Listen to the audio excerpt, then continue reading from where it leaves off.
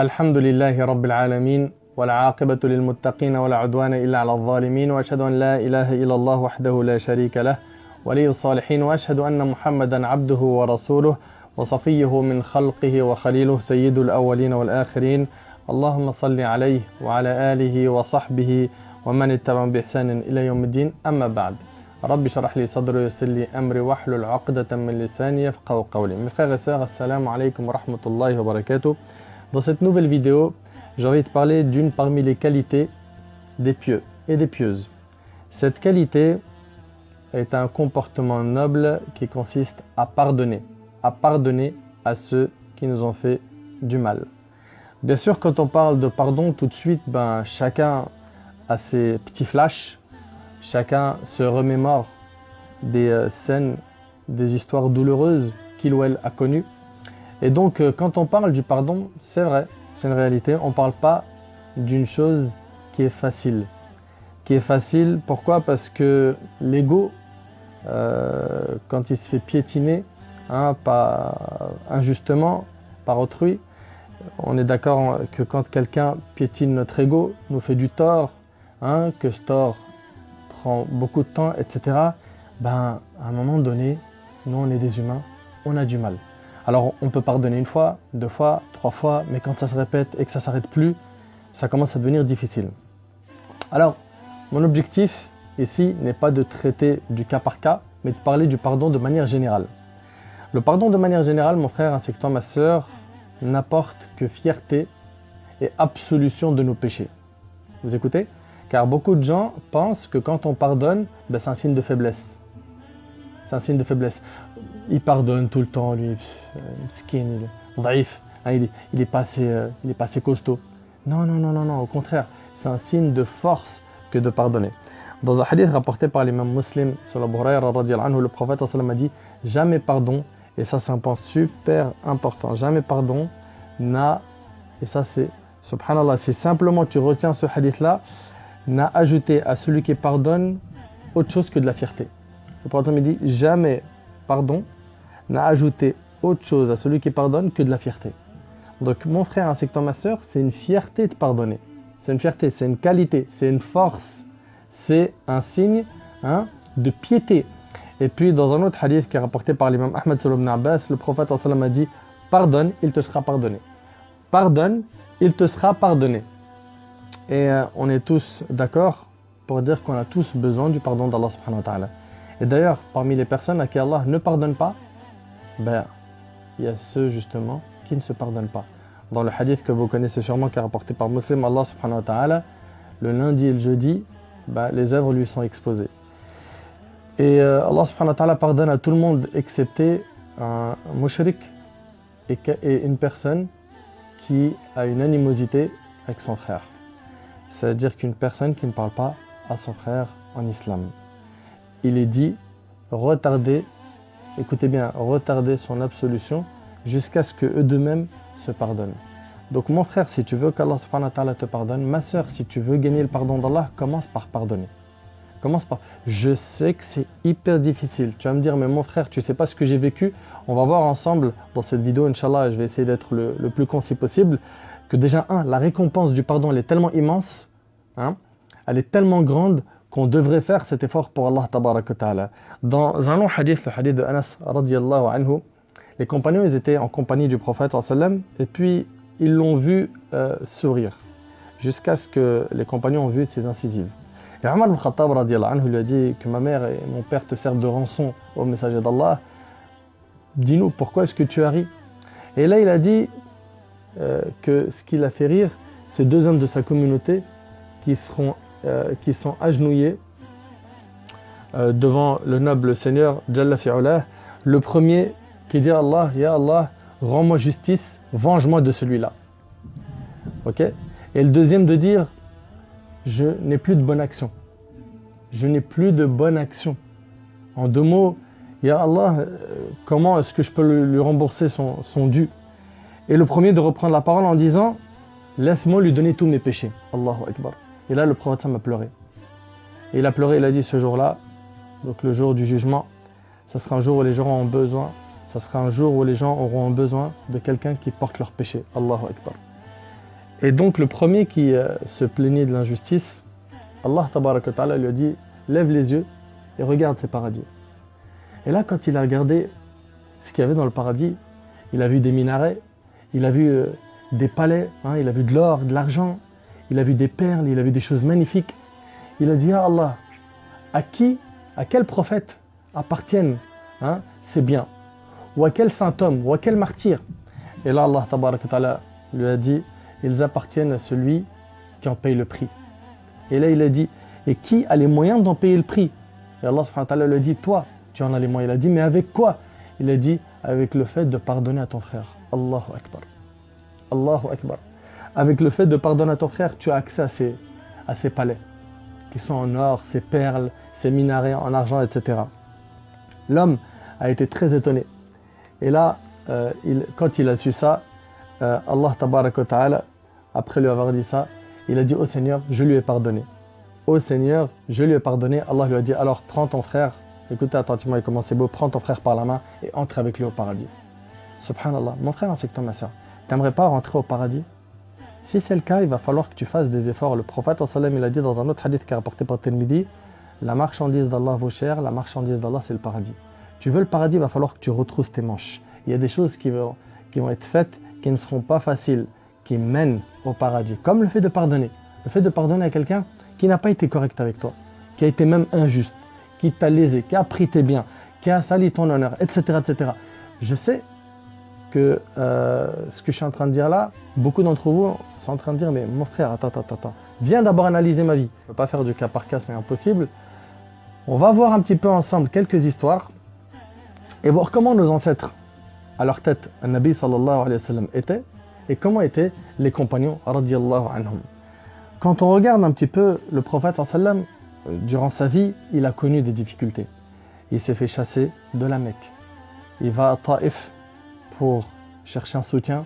Au contraire, c'est avec des pierres qu'il est chassé de Taïf. L'ange des montagnes vient et lui dit, est-ce que tu veux que je te venge, que je les engloutis entre les deux montagnes qui entourent Taïf? Il préfère pardonner.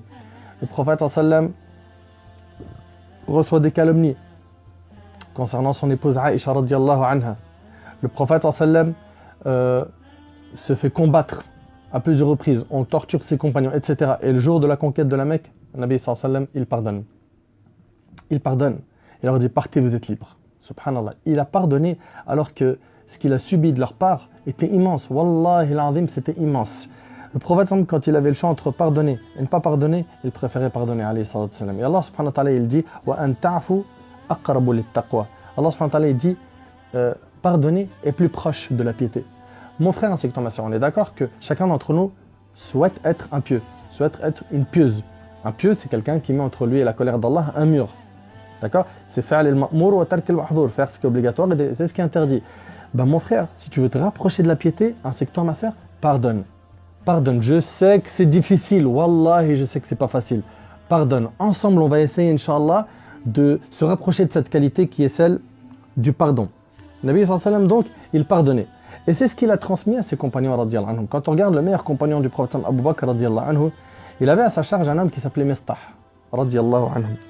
Quand il y a eu la fameuse calomnie sur Aïcha radiyallahu anha, qui est l'épouse du prophète sallallahu alayhi wa sallam, mais qui est aussi la fille d'Abu Bakr as-Siddiq radiyallahu anhu, Mistah a propagé la rumeur comme quoi Aïcha avait commis l'adultère. Et après cela, Abu Bakr a arrêté de le prendre en charge. Jusqu'à ce qu'Allah subhanahu wa ta'ala lui révèle ces versets, subhanallah, وَلْيَعْفُوا وَلْيَصْفَحُوا أَلَا تُحِبُّونَ أَنْ يَغْفِرَ اللَّهُ لَكُمْ. Allah subhanahu wa ta'ala il dit qu'il pardonne et absolve. Ne voulez-vous pas, n'aimez-vous donc pas qu'Allah vous pardonne? Qu'il pardonne et absolve. Écoute bien, n'aimez-vous donc pas qu'Allah vous pardonne? Mon frère, tu n'as pas besoin du pardon d'Allah, t'en fais pas des péchés. Ma soeur, tu ne sens pas qu'on a besoin de ce pardon d'Allah? Et donc pour ça, il va falloir faire des efforts qui sont énormes pour obtenir, gagner le pardon d'Allah subhanahu wa ta'ala. Après avoir écouté ce verset, Abu Bakr radiyallahu anhu a pardonné à Mistah qui a parlé en mal de sa fille. Écoutez bien, elle était accusée d'adultère et Mistah propageait cette rumeur. Et Abu Bakr radiyallahu anhu, cet homme au grand cœur, lui a pardonné. Il lui a pardonné et il l'a repris à sa charge. Ibn Mas'ud radiyallahu anhu, il y a un homme qui est venu et qui lui a volé son argent. Il a dit, oh Allah, si cet homme a volé cet argent, si cet homme a volé cet argent, écoutez bien, parce qu'il en avait besoin, oh Allah, bénis-lui cet argent. Allahu Akbar. Wallah al-Azim, c'est impressionnant. Il te vole ton argent et tu lui fais des doigts qu'Allah, subhanallah, lui bénisse l'argent qu'il t'a volé. Ça, c'était le comportement des compagnons, un comportement exceptionnel. Il a dit, ya Allah, s'il a volé cet argent parce qu'il en avait besoin, ya Allah, bénis-lui. Et s'il a fait ça pour braver l'interdit, fait que, ya Allah, ce soit son dernier péché. C'est tout. C'est pas, oh Allah, anéantis-le, oh Allah, subhanallah. Et quand on regarde d'ailleurs le prophète, il a été envoyé comme miséricorde. Et il n'avait pas pour habitude de maudire. Et quand il parlait, alayhi salatu wassalam, de son peuple, il disait, Allah maghfir li qawmi, fa innahum la ya'lamun. Oh Allah, pardonne à mon peuple, car ils ne savent pas. C'est des gens ignorants. Et quand on lui a dit que la tribu de Daous, elle ne voulait pas accepter l'islam, et c'est Tufayl ibn Amr al-Dawsi qui lui a dit, maudis-les. Qu'est-ce qu'il a dit? Il a dit, Allah mahdi Daous wa ati bihim. Oh Allah, guide Daous et ramène-les vers nous. Maudit Thaqif, oh Allah, guide Thaqif. Le prophète, c'était pas quelqu'un qui avait l'habitude de maudire, d'insulter et d'être quelqu'un de rancunier. Au contraire, alayhi salatu wassalam, il était exceptionnel dans son comportement. Donc Abdullah ibn Mas'ud radiyallahu anhu, il a pardonné à ce voleur qui lui a volé son argent. Subhanallah. Al-Sha'bi rahimahullah, c'est un grand savant parmi les pieux prédécesseurs. Ce savant-là, pendant qu'il est en train d'enseigner, imaginez-vous, il est dans son cours et un homme qui se lève et il dit « Anta kazzab, t'es un menteur ». Essayez d'imaginer. Et là, il a dit « Ya Allah, si ce qu'il dit c'est vrai, pardonne-moi. Et si ce qu'il dit c'est faux, pardonne-lui. » C'est tout. Fin de l'histoire. Si ce qu'il dit c'est vrai, pardonne-moi. Pardonne-moi mon mensonge, ya Allah. Si ce qu'il dit c'est faux, pardonne-lui. Aussi simple que ça. Aussi simple que ça. Et là, on voit que le fait de pardonner, c'était quelque chose qui était connu par nos ancêtres, rahimahumullah wa radiyallahu ta'ala anhum. Allah tabarak wa ta'ala dit فَمَنْ عَفَى وَأَصْلَحَ فَأَجْرُهُ عَلَى اللَّهِ. Quiconque pardonne et réforme, sa récompense est auprès d'Allah. Mon frère, wallahi al-azim, pense pas, ainsi que toi ma soeur, que quand tu vas pardonner, que c'est un signe de faiblesse. Que quand tu vas pardonner, eh ben, les gens ils vont se dire, ouais, regarde celui-là, skin, il est pas sage, il est pas intelligent. Normalement, un tel, on lui tourne le dos, on lui parle plus. À chaque fois qu'on lit les textes de notre religion, on voit qu'au contraire, les textes nous appellent à quoi? À ne pas nous tourner le dos. La tadabaru, dans le hadith de Muslim, le prophète dit, ne vous tournez pas le dos. La yahilu li rajulan yahjura akhahu fawqa thalath. Il n'est pas permis à un musulman de tourner le dos à son frère plus de 3 jours. Plein de textes comme ça qui nous interdisent de nous tourner le dos et au contraire, qui nous encouragent à quoi? À se soutenir, à s'épauler, à se considérer comme un seul corps, comme une seule construction dont toutes les parties se retiennent les unes les autres. Et c'est comme ça qu'on doit être. Et Allah Azza wa Jalla, il nous dit وَالصُّلْحُ خَيْرٌ. La réconciliation est meilleure. Entre le fait de diviser nos rangs et entre le fait de réconcilier. Et d'ailleurs, subhanallah, toi qui, alhamdulillah, jusqu'à aujourd'hui, tu as réussi à pardonner. Je veux que maintenant tu aies un nouveau rôle, c'est d'essayer de réconcilier entre les gens. Et d'ailleurs, le prophète il a dit, voulez-vous que je vous informe ce qui est meilleur que la prière, le jeûne et l'aumône, le fait de réconcilier entre deux personnes. Subhanallah, vous avez vu comment c'est immense, ça a une grande place dans notre religion. Fa-as-sulhu khayr. Wa-sulhu khayr. Retenez-le. Et Allah subhanahu wa ta'ala dit, repousse le mal parce qu'il est meilleur. Il t'a dit du mal, ma'alish. C'est pas grave. Pour Allah, je lui pardonne. Rappelle-toi, le prophète il a dit que le pardon n'ajoute rien d'autre que de la fierté. Que le prophète il a dit, pardonne, Allah te pardonnera. Donc pourquoi venir aujourd'hui réfléchir comme beaucoup de gens, dire non, je ne lui pardonne pas tant qu'il ne m'a pas demandé pardon. Bien sûr, l'idéal c'est qu'il vienne te demander pardon, etc. Mais s'il ne fait pas le premier pas, ou s'il te fait quelque chose de mal, apprends à pardonner. Et rappelle-toi que le prophète il était comme ça. On te demande de faire, mais c'est difficile. Je sais que c'est difficile, je n'ai pas dit que c'est facile. Et c'est une qualité qui est donnée aux pieux et aux pieuses. Et j'espère pour moi ainsi que pour toi mon frère, ainsi que toi ma soeur, qu'on va tout faire pour se rapprocher du comportement des pieux et pas simplement écouter ces histoires sans être actif dans la réconciliation, actif dans le pardon, etc. Allah tabarak wa ta'ala dit alladhina yunfiquna fi s-sarra'i wad-dharra. Il décrit les pieux. Il dit alladhina yunfiquna fi s-sarra'i wad-dharra. Et après il dit وَالْكَاظِمِينَ الْغَيْظَ وَالْعَافِينَ عَنِ النَّاسِ وَاللَّهُ يُحِبُّ الْمُحْسِنِينَ. Les pieux, c'est ceux qui dépensent dans l'aisance et dans la difficulté. Et qui retiennent leur colère. Al-Kadhimin al-Ghayz. Ils retiennent leur colère. Dès qu'ils sont touchés par une injustice, par un mal, ils retiennent leur colère. Wal-'afina 'anil nas, et qui pardonnent aux gens. Wallahu yuhibbul muhsinin, car Allah aime les bienfaisants. Car Allah aime les bienfaisants. Ne regrette jamais d'avoir pardonné à quelqu'un. Tu l'as fait pour Allah. Ne dis jamais si je le fais, il va profiter, il va croire que je suis faible. Tu l'as fait pour Allah. À chaque fois que tu le fais, rappelle-toi que ça t'augmente en hasanat. Ça te diminue tes péchés. Que ta fierté se trouve dans le fait de pardonner. Que Nabi sallallahu alayhi wa sallam, notre modèle, notre bien-aimé, pardonnait. Que les compagnons radiyallahu anhum pardonnaient. Maintenant regarde, oui mais c'est un membre de ma famille qui m'a fait la misère. Mais alors si c'est un membre de ta famille, fais encore plus d'efforts. Mais il me fait du mal, ma'alish. Pardonne-lui de ton côté. Attention, pardonner, on le répète, c'est une qualité des gens qui sont, mashallah, les pieux. Pardonne-lui, et puis après, voilà, s'il y a une distance à mettre avec lui parce qu'il peut t'apporter réellement une nuisance à ta vie et que c'est quelqu'un de potentiellement dangereux, de manière générale, quand tu vois qu'il y a un mal qui peut t'atteindre, et un mal qui est vraiment avéré, pas comme certains, des fois ils supposent, mais il n'y a rien, eh bien oui, là tu peux prendre quelques distances, mais garde toujours le bon comportement, le sourire, les cadeaux. Les cadeaux, ça fait adoucir les cœurs. Et le bon comportement consiste ici à pardonner. Pardonne à ceux qui t'ont fait du mal. Rappelle-toi du paradis. Rappelle-toi du pardon d'Allah subhanahu wa ta'ala. Rappelle-toi que toi aussi tu as des erreurs. Toi aussi tu fais des erreurs. Toi aussi tu fais des péchés. Toi aussi tu as fait du mal à des gens. Tout comme tu aimerais qu'on te pardonne, pardonne. Tout comme tu aimerais qu'on ferme l'œil de temps en temps avec toi, ferme l'œil toi aussi. Donc mon frère ainsi que toi ma soeur, cette qualité, c'est une qualité qui est donnée aux pieux. J'espère, Inch'Allah, qu'on va tout faire pour essayer de l'atteindre, de pardonner. De pardonner. Et rappelle-toi aussi une chose, c'est que le prophète, le prophète, il pardonnait et il tournait la page. Ça veut dire quoi? Il tournait la page, c'est-à-dire il oubliait. Aujourd'hui, il y a des gens qui pardonnent, mais il leur reste des petites taches noires dans le cœur. Le prophète, notre modèle, il pardonnait et il tournait la page. Après, à toi de voir. À toi de voir si tu veux t'engager dans ce chemin et récolter la récompense qui va avec, ou pour toi c'est trop dur et puis tu passes à côté d'une énorme récompense. Qu'Allah subhanahu wa ta'ala améliore mon comportement ainsi que le vôtre.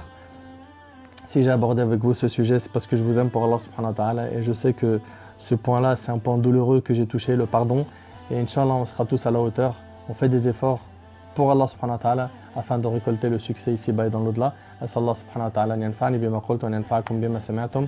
هذا ما أعلم والله عز وجل أعلى وأعلم. سبحانك اللهم بحمدك أشهد أن لا إله إلا أنت أستغفرك وأتوب إليك. جزاكم الله خير والسلام عليكم ورحمة الله وبركاته.